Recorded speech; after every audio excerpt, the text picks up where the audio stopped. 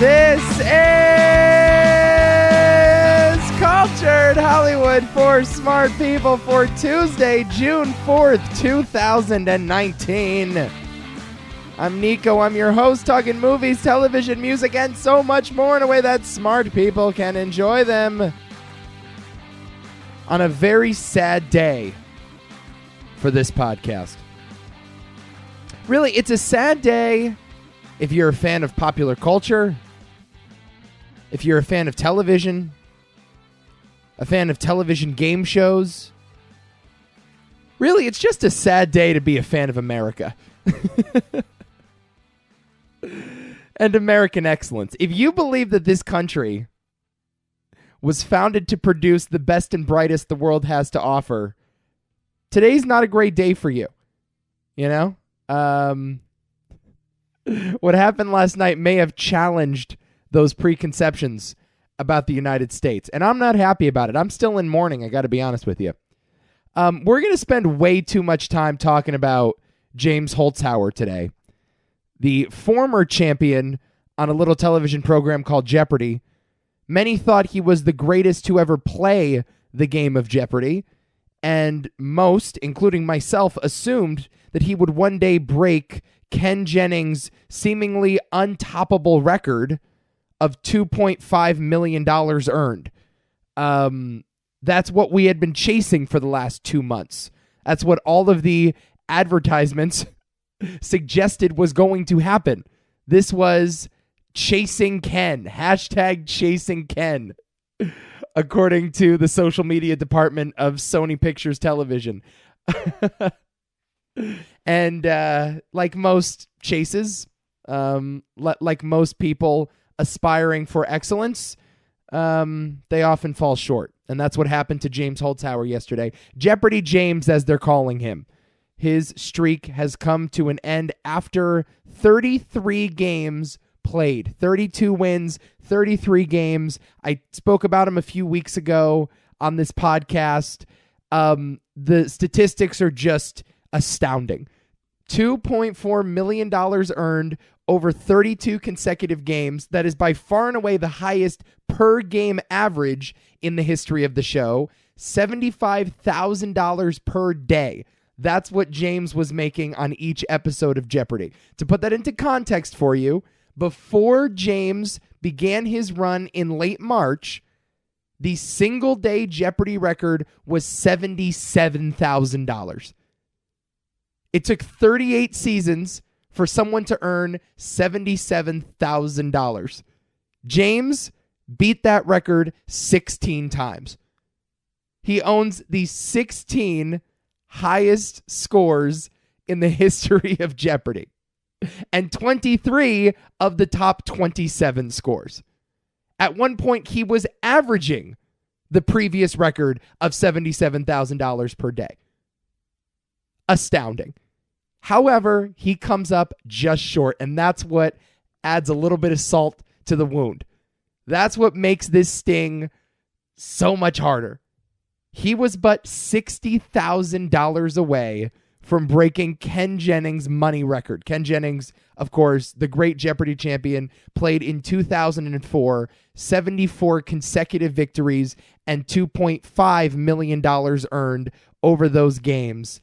James was poised to beat that record in half the time, but last night comes up just short. All he needed was an average day. A below average day would have sufficed.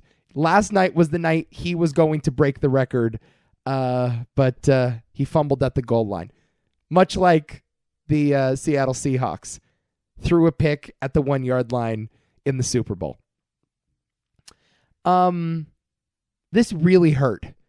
And I was actually shocked how much it hurt. So obviously the news leaked yesterday. If you even peripherally follow this shit, you would have heard the news. I believe the video leaked on Saturday. And by the way, whoever leaked this shit, whoever didn't have the self-control to wait 3 days to put out this video, like, I want to know who it is behind the scenes at Sony Pictures or who was in the audience, or what other contestant got a hold of the video, or what syndication market decided to leak it out. Like, what the hell, man? What the hell? It's so funny. We're coming off of this "don't spoil the end game" hashtag. We're coming off of the end of Game of Thrones, and there were some things leaked out. Some people decided to be that asshole and spoil Avengers for people and spoil Game of Thrones for people. But, like, the media didn't pick it up. We were all pretty well behaved. We were all in on whatever this game was that we're playing, because we play this imaginary game when it comes to pop culture, right? For the most part, pop culture events are pre-recorded, because they're either scripted movies or scripted television shows, or in the case of Jeopardy, they are non-scripted television shows, but they are filmed 3 to 4 months prior to their airing. So this James stuff ended in like February in real time. And there were several audience members at the taping, several former contestants that would have known when James lost because he was no longer competing against them. Right? So people knew. People knew this outcome. And no one said a word for 3 months. Everyone was on their best behavior. And then the night before the guy loses, you have to leak it out for whatever purpose, boosting ratings, getting media attention. Like, seriously, what the hell is your game? What the hell, man? And by the way, what the hell to the Washington Post, New York Times, CNN? Why are you reporting on this shit? I think I might have been able to stay in the dark for a few hours, but my uncle sent me this article, New York Post, headline, "Leaked footage shows James Holzhauer loses on Monday's show." And my heart sunk. It's like, why? I get it. Spoilers are not everything. You can enjoy a television program regardless of whether or not it's been spoiled for you. But this is not Game of Thrones here. This is a game show. Like, the outcome is the whole point. We watch for the outcome. We don't necessarily watch Game of Thrones to see who's going to become the king of Westeros. We watch Game of Thrones because it's a compelling journey to get there. So there are no excuses.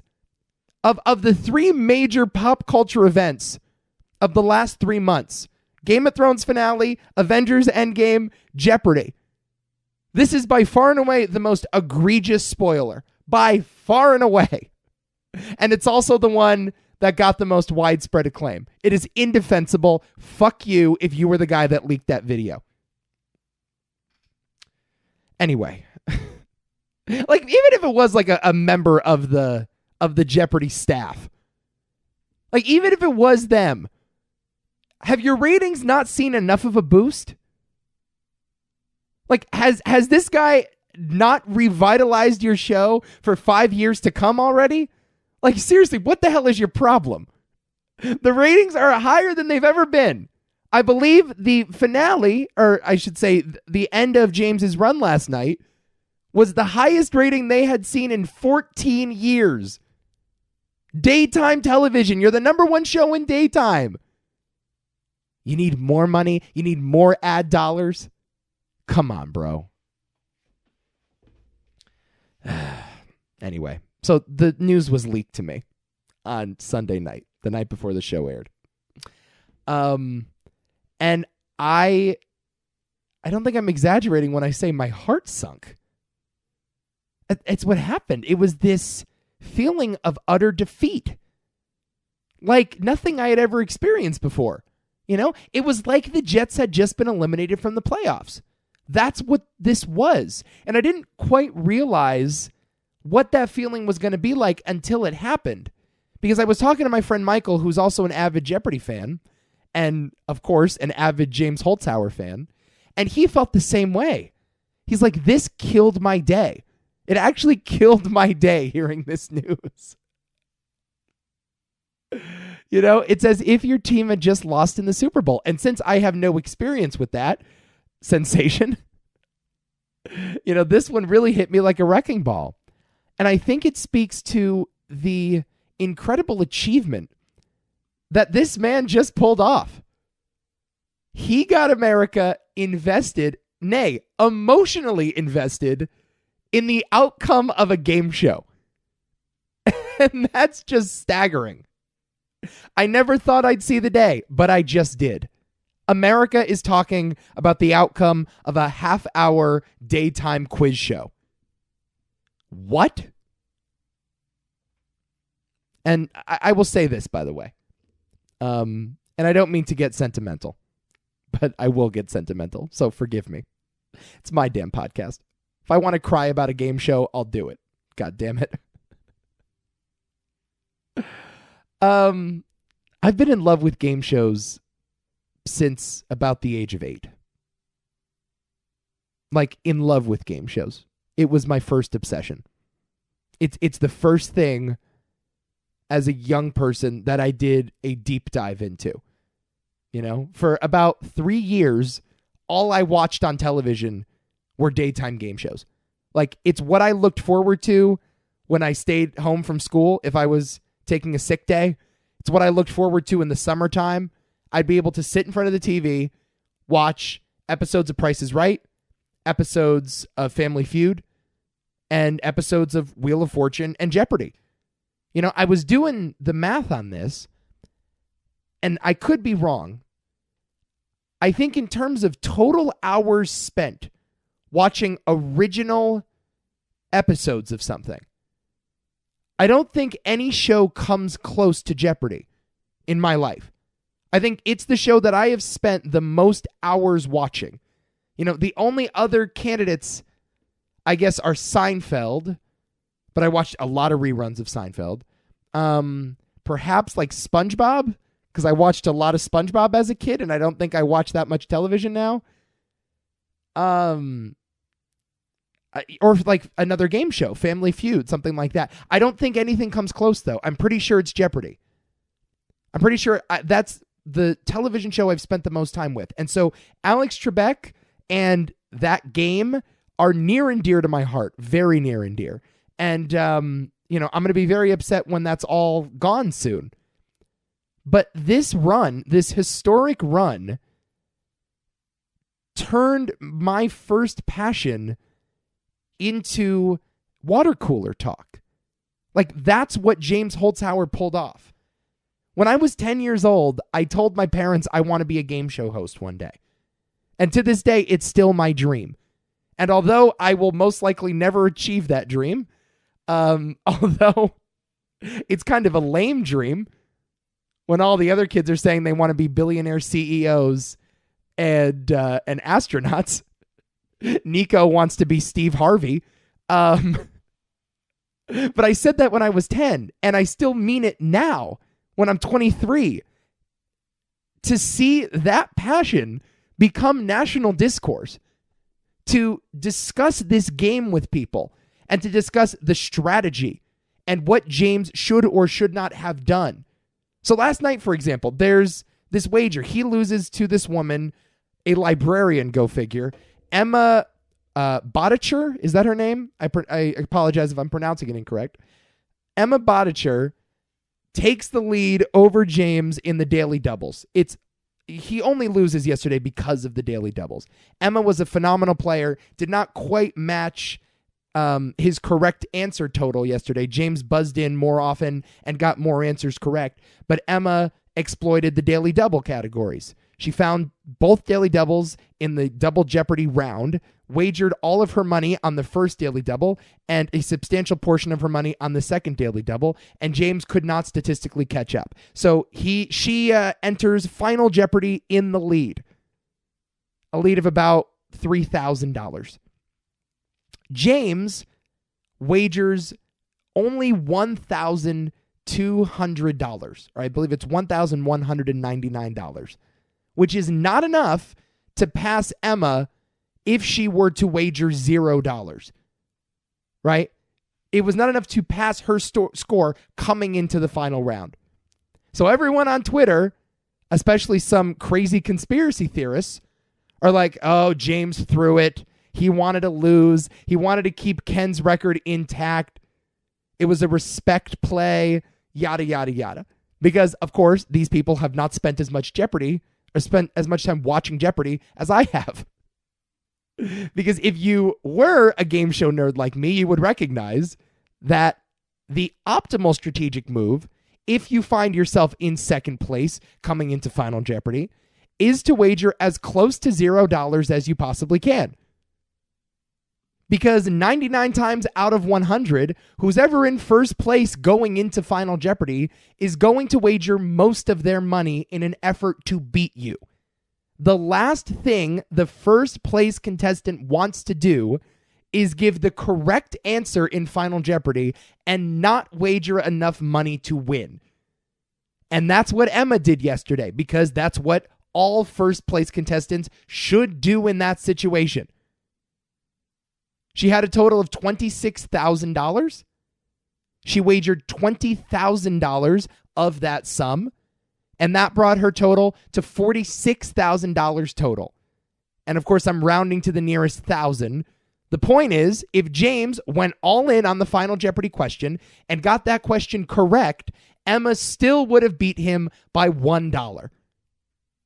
So he's hoping and praying, however unlikely this may be, that the Final Jeopardy question is so outrageously hard that none of the contestants answer it correctly.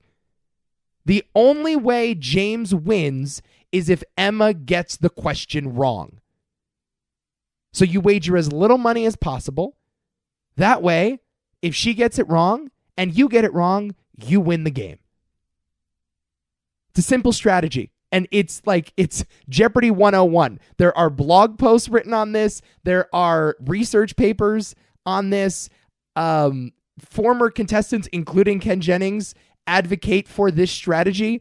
It is very simple mathematics. But we got to have this conversation on Twitter yesterday. As infuriating as it was to listen to the conspiracy theorists, as infuriating as it was to have to defend James's actions, it's awesome that we were having this dialogue. And that's really moving to me. It truly is. I was moved by it. I was more upset than I was angry yesterday, because I realized that a national dialogue over one of my passions was coming to an end. You know, we're no longer going to be able to engage with this property at the same level that we did over the last 2 months. And that's special. That's truly special for me. And it's the reason why I love pop culture. It's the reason why I love sports. You know, it's the reason why I love these, what many may consider to be mindless forms of entertainment. You know, trashy art, lowbrow art, TV game shows, reality television shows, comic book movies, right? They spark a national debate. The more people involved in the debate, the better. That's how I see things, right? I want as many people to be engaged with what I'm into as possible. That's what makes following the NBA Finals so fun, or the Stanley Cup Finals so fun. We can engage and talk and revel in these moments, and they also bring with them their own emotional highs and emotional lows. And that's what the last 2 months of Jeopardy meant to me. Yeah, it's over now. That's it.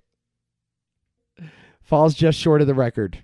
But there he was, James Holzhauer. You know, you also have this interesting debate that's about to spark, I think, or at least in my circles.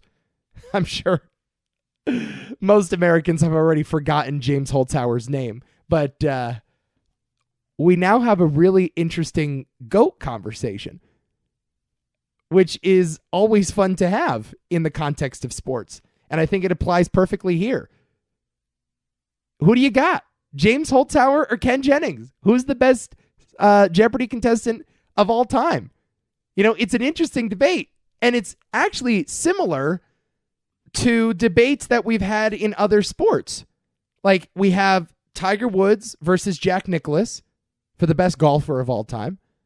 Tom Brady versus Joe Montana, greatest quarterback of all time.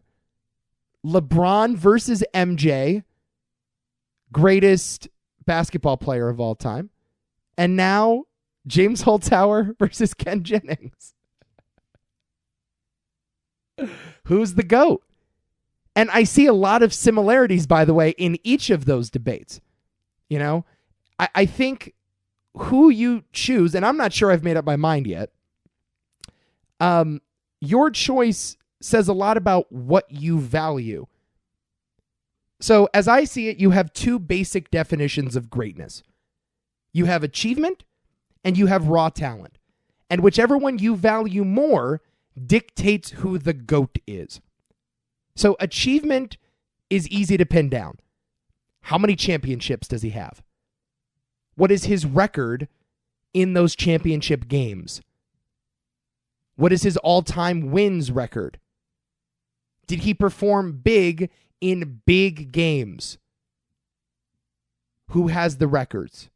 Who has the MVPs? Etc., etc. Right? That's an easy thing to quantify. What are your career achievements? Now, the only problem with that definition is that achievement often involves lots and lots of luck. In order to win championships, you have to have a good team around you. Michael Jordan won 6 NBA championships, went 6 for 6 in the NBA Finals. But by his side were Scottie Pippen and Dennis Rodman, 2 Hall of Fame talents. There is variance that you cannot control for. When you look at raw talent, what you're saying is ignore the riffraff. Ignore the other variables. Ignore what cannot be controlled. And say, who gives you the best chance to win a particular game?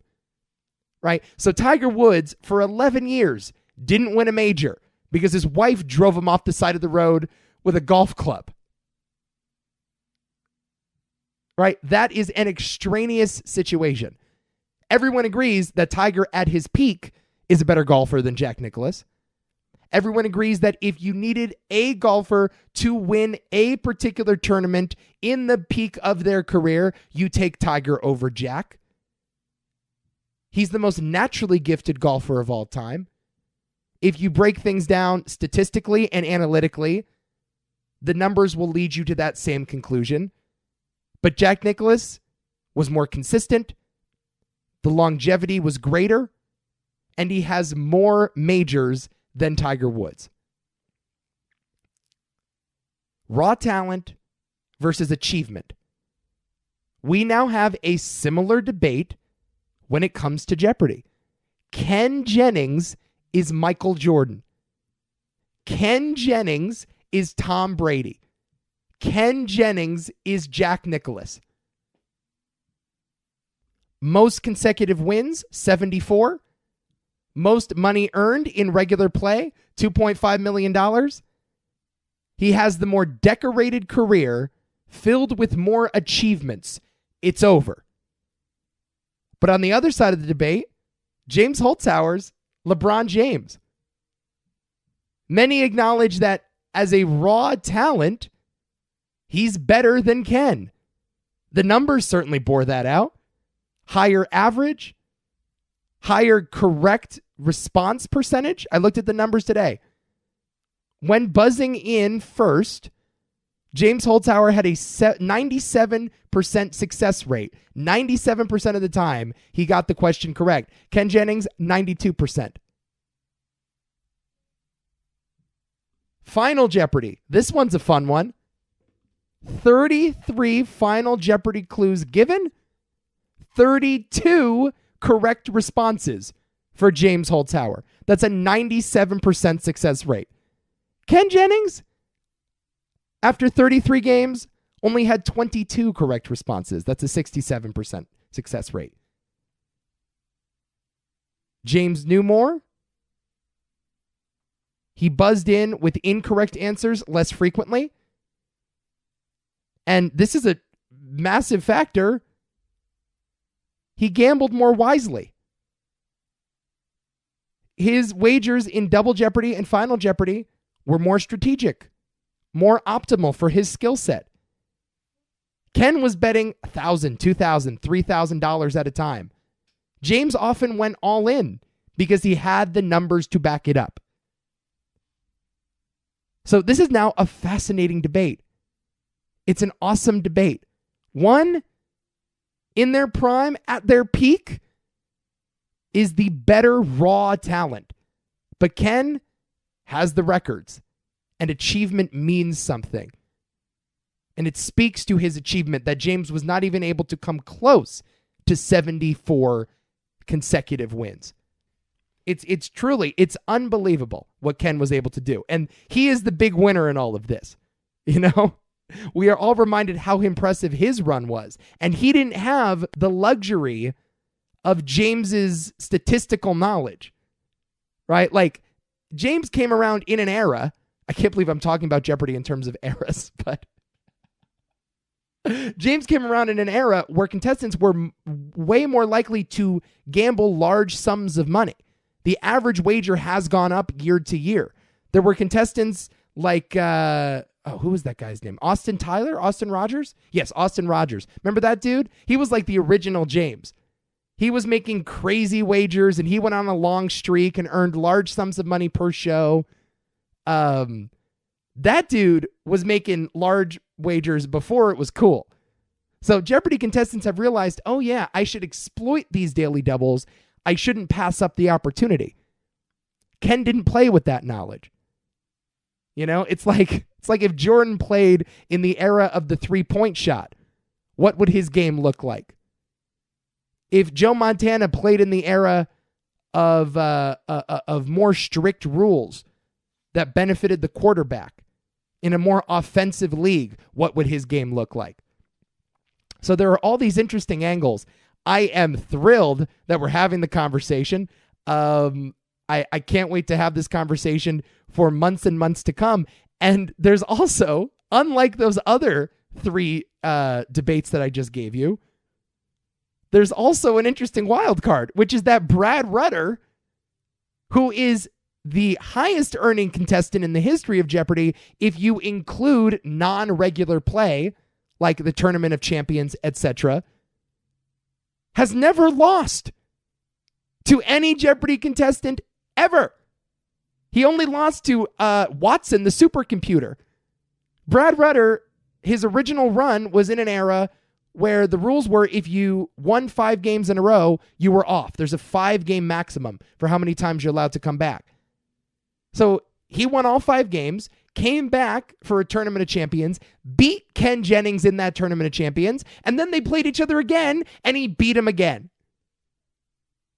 So there's this interesting third wrinkle, and all I can say is I can't wait, and I hope and pray that the Jeopardy gods are wise in this decision. You got to get Brad, Ken, and James on the same show sometime soon. I don't know what you want to call it. My brother suggested that you call it the Alex Trebek in Stage 12 tournament. You know, give them one last hoorah. We need to see the 3 of them play each other and determine imperfectly who the greatest player truly is. And that would be a thrilling, thrilling game. This is just great. It's been a magical run. I want to thank James Holzhauer. I want to say, again, one massive fuck you to whoever spoiled the results of Monday's show. I want to thank everybody for engaging on this level with a show that I grew up loving. It was such a special opportunity to watch this, and it's something we will more likely than not never see again. I do hope that this woman, Emma, goes on for a nice little run here. That would make me very happy because she is an excellent player in her own right. And that's nice to see. Some schlub didn't get lucky and beat James because he went all in on a daily double and lost, right? He just didn't find certain daily doubles. She rang in quickly and knew her shit. Got both daily doubles correct, was ambitious in her wagering strategy, and did the right thing when it came to Final Jeopardy. So I hope she goes on for about 5-6 games, maybe even more. That would be awesome to see. It's just been so awesome. It's been so I've been so emotionally invested with Jeopardy. The Alex Trebek news hurt me in more ways than you can imagine. The recovery, the apparent recovery, has also been quite moving to see. And it was just great that at the tail end of his career, Jeopardy became a talking point again. So thanks, everybody. It was such a cool thing to have in our lives. And I am not going to begrudge the fact that we no longer have it in our lives, because it was a great gift and I enjoyed it while it lasted. And that's all that matters, I guess. All right. I have now done a half hour on fucking Jeopardy. So let's take a break. When we come back, Robert Pattinson is Batman, huh? I'll give my exclusive take here on Cultured. Won't you join me? All right, let's talk about this casting news. Warner Brothers just confirmed a mere 3 days ago that Robert Pattinson will play Batman in the upcoming movie The Batman, directed by Matt Reeves of Planet of the Apes fame. At one point, Ben Affleck was set to star in this movie. He was even set to direct the movie, but had since dropped out of the project, both behind the camera and in front. Ben Affleck will be passing the mantle to the former star of Twilight, Robert Pattinson. And now I give my take, which I should note is kind of a stupid thing to be discussing. Like, here's the thing about casting news. It's entirely speculative. Entirely speculative. Right? Like, here's what acting is. Acting is becoming someone you're not. Right? You are fundamentally a certain human being, and then you get in front of a camera or on a stage and you embody someone else. That is the job of an actor. It is to transform oneself, to become indistinguishable from the character they are playing. Right? So, theoretically, any actor should be able to play any role. And it's impossible to judge how good or bad they will be in a particular role without seeing the performance first. It is close to impossible, because if they do their jobs right, it won't matter whether or not they were cast. Right? Like, it's an impossible thing to judge ahead of time. You know? Like, Robert Pattinson is a terrific actor. And it's a surprisingly terrific actor. Most people know him as the man from Twilight. He played Edward in the Twilight saga. 4 movies in total. I don't think they are beloved by critics or by cinephiles. They are certainly beloved by a mass audience. Here's what I want to know, I guess. This is more of a question. What is, like, the consensus on Robert Pattinson? Where are we at? Where are we buying and selling the Pattinson stock? Because I really dig the guy. But I'm not sure, like, most people are aware of his independent work. You know, he has, since Twilight, made a very calculated decision, as opposed to, say, Kristen Stewart, who has failed in most non-Twilight facets. He has made a very calculated effort to make independent movies with ambitious artistic directors to avoid the limelight for a few years in order to gain credibility, which I think is a brilliant move. Make your money first, then become a serious actor. Because clearly the guy cares about acting and is immensely talented.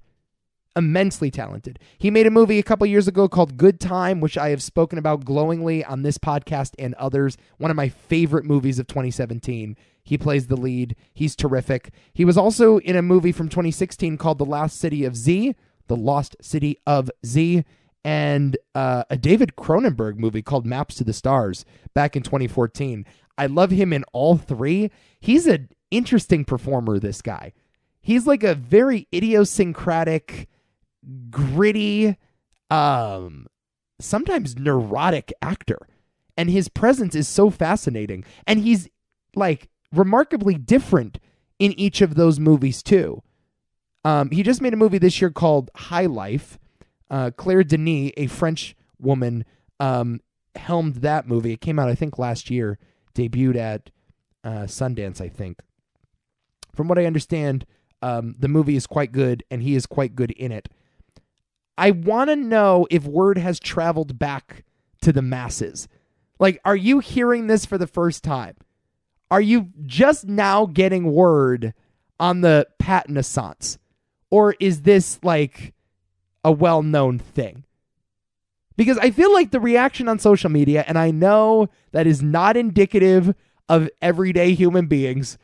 Social media, those are the fringes. Those do not represent the opinions and beliefs of most of us. The reaction on Twitter has been, ugh, Edward from Twilight is playing Batman. But that is not the narrative in my head at all. Like, I was really fascinated by this news. I will say this, however. It's a suave role. It's a showy role. It's a glamorous role.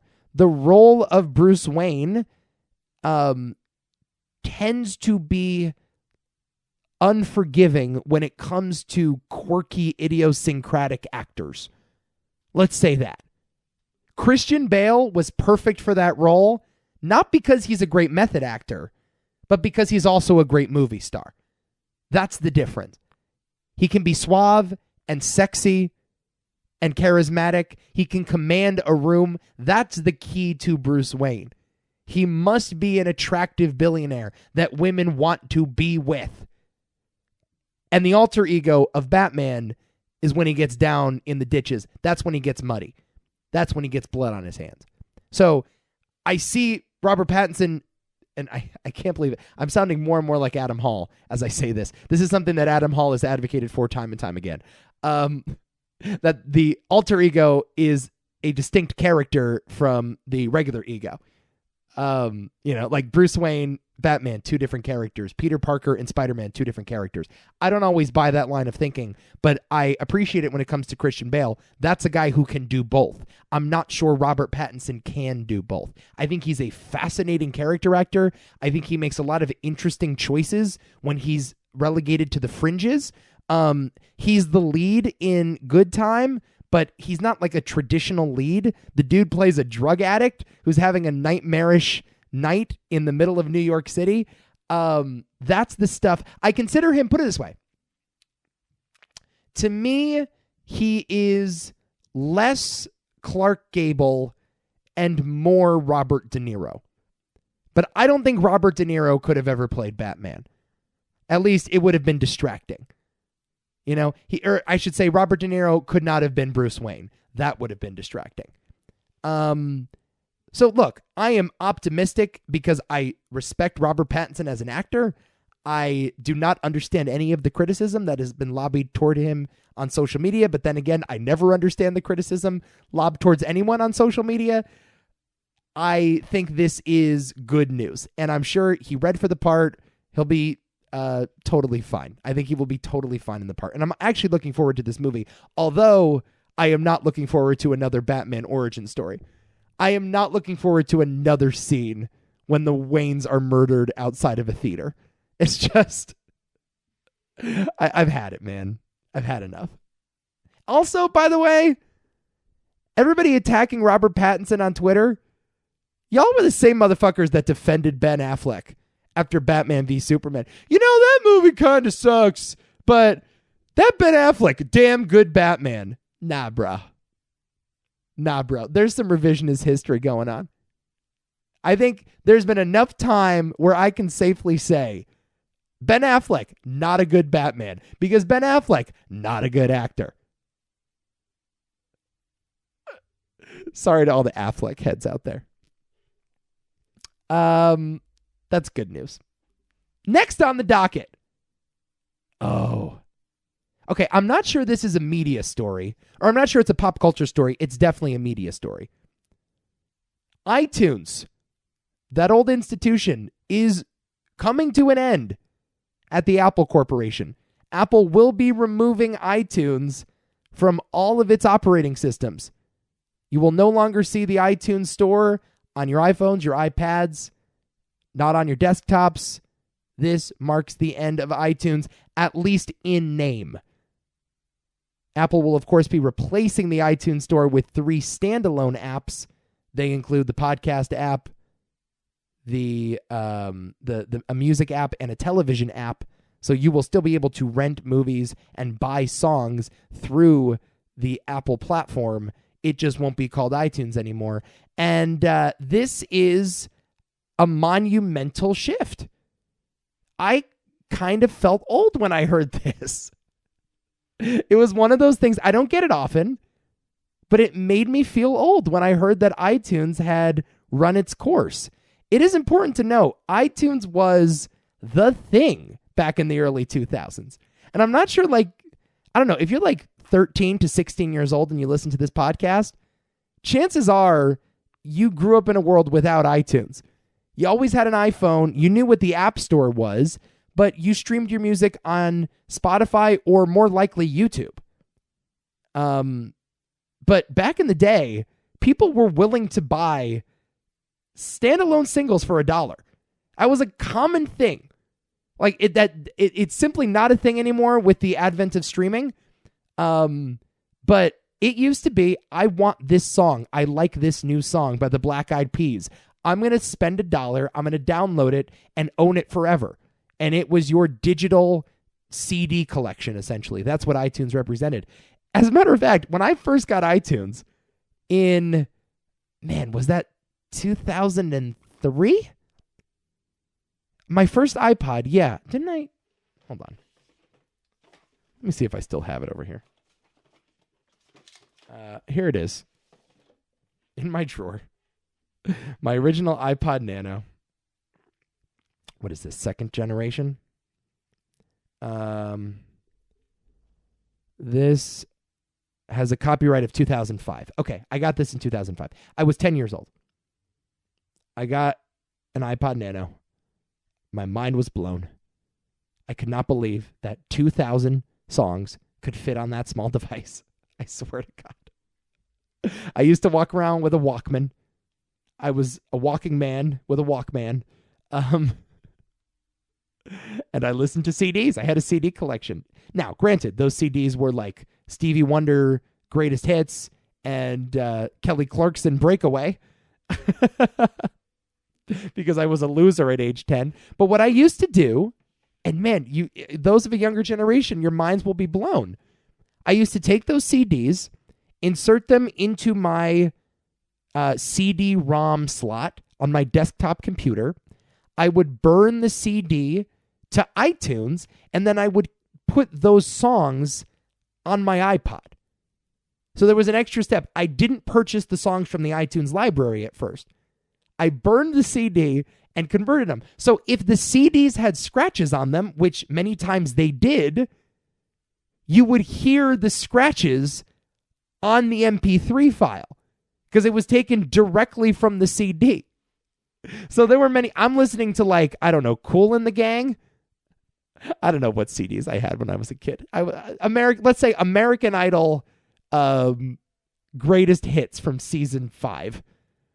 I would have Carrie Underwood singing some country song, and there'd be a scratch on the CDs, so she'd be singing, and then or whatever, it would skip over, and then it would keep playing. So the flaw in the physical media was ever present in the digital media. And man, I miss those days. Those were a blast. Knowing that I could have my whole CD collection, I no longer had to play it on my stereo or in my Walkman. I could just put it on this little cube, and I would have 2,000 songs on there. And so this marks the end of an era. I am not surprised that iTunes is going away. I'm actually shocked that it didn't happen sooner in hindsight. Again, though, it is important to note, and Apple made this clear at the Worldwide Developers Conference, it's the end of iTunes as we know it, not necessarily the end of iTunes. You'll still be able to purchase songs, purchase movies, purchase apps. It will just exist in different apps because that is what the current ecosystem, the current tech ecosystem calls for. So it was one of those moments that made me reflect on how old I'm getting. I have outlived iTunes. I remember when iTunes came into this world, and now I remember when it is taken out of it. R.I.P. the iTunes store. and your overpriced singles. One more thing. One last thing. I want to bring up this Rambo trailer. I didn't know they were making a Rambo 5. Turns out they're making a Rambo 5. Rambo Last Blood is the name of this movie. Sylvester Stallone back for another go-round because none of his characters can die. Rocky is back, now Rambo returns. I thought they were like done after what they call that movie? John Rambo? Or was it just called Rambo? I don't remember. That came out in like 2008 or whatever. I thought they were done. I thought that was like the Rocky Balboa of the Rambo franchise. Well, it turns out no. We're digging up this corpse and we're gonna bring it back to life. That trailer looks atrocious. It looks fucking horrible. I don't know who's behind it. This guy's name is Adrian Grunberg, who did a movie with Mel Gibson called Get the Gringo in 2012 and has not done anything since. Lionsgate is producing it, the same studio behind the Taken franchise and the John Wick franchise. This seems right in Lionsgate's wheelhouse. I am sure this movie will be atrocious. It is being released in September, so that is, generally speaking, a graveyard for most major motion pictures. You put movies there to die. So I don't think the studio has a lot of confidence in this latest Rambo movie. I also doubt that Last Blood will truly be the last movie. But I will see it nonetheless, and I'm sure I will have much to say about it. Yeah, this is definitely Nico and his brother go to the movies opening night to laugh. Yeah, this is a Nico and Andre classic right here. Rambo 5. Yeah. Dude, I'm not actually like a huge fan of those movies. I'm not going to lie. I'm not like a big fan of First Blood. I like it. I think it's totally cool because I'm a fan of 80s action movies. So, you know, the worst 80s action movies are still masterpieces in my eyes.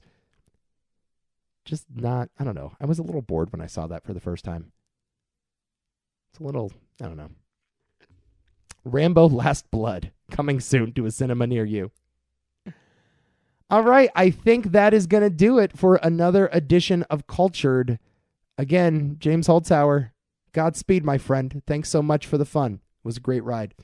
I will be back next week, of course, to talk more pop culture, movies, TV, music, whatever happens in Hollywood. I will be the first to talk about it.